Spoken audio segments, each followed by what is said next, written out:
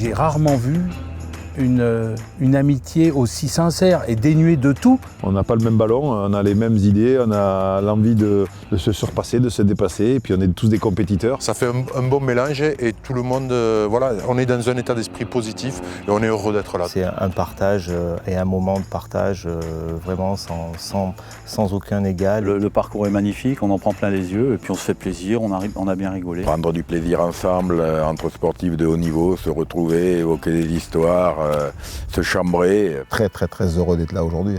Tout est fait pour qu'on s'amuse, qu'on passe vraiment du bon temps. C'est un des plus beaux tournois que j'ai pu faire. Une journée sous un soleil, avec des amis, jouant au golf et avec des personnes sympathiques. C'est difficile de faire mieux.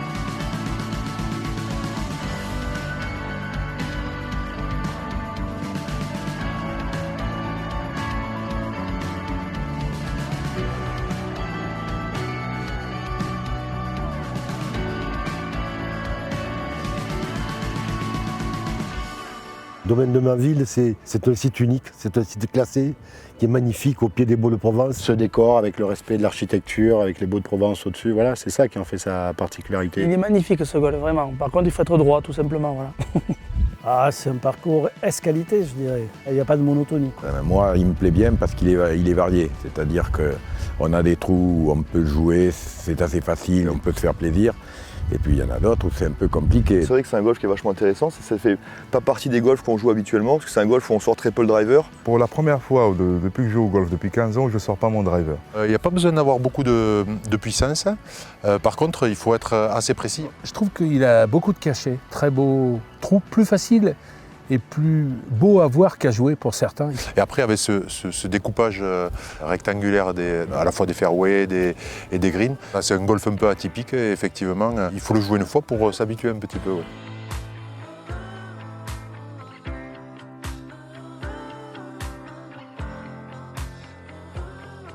Une journée de partage, d'échange, un soleil radieux, un site exceptionnel. Des équipes formidables dans ce très bel établissement. Vraiment, voilà, une journée mémorable. Le lieu est tellement magique que c'est un bonheur d'être ici. C'est déjà une manifestation de grande qualité, mais qui, à mon avis, va encore tirer vers le haut, vers l'excellence.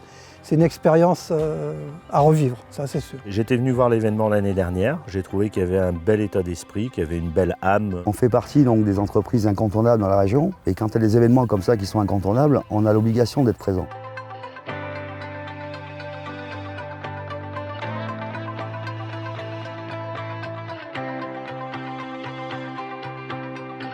La première fois, c'est né de mon amitié avec Jo, et d'une rencontre impromptue d'Antoine Camboiré et Alain Roche qui venaient par hasard à l'hôtel.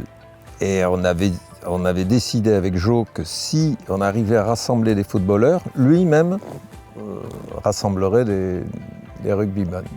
Il y a un lien invisible entre nous, c'est Jo Mazo. Jo Mazo, c'est un ami de très très très longue date et c'est le parrain de notre association qui s'appelle donc France Alzheimer Pyrénées-Orientales. Et donc l'année dernière déjà nous étions associés sans être aussi présents et cette année, tapis rouge, on nous a invités et à chaque fois qu'on pose une question, on nous répond oui, mais sans trop parler. Donc moi je résumerai simplement en disant que c'est une histoire sans parole, mais une histoire d'hommes qui ont une parole justement. On ne fait jamais assez pour ou cette cause ou d'autres causes et dès qu'on peut, il ne faut pas hésiter. Venir en aide à cette association est extrêmement important, je crois, pour tout le monde.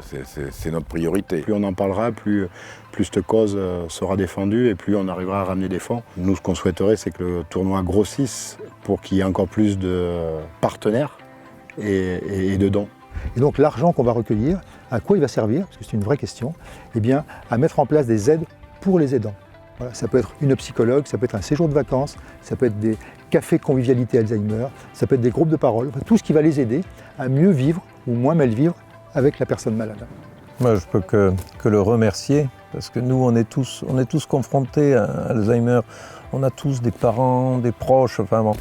Et on a la chance, heureusement, qu'il y a des gens comme vous qui défendent la cause, parce que c'est plus facile d'en parler que de le faire.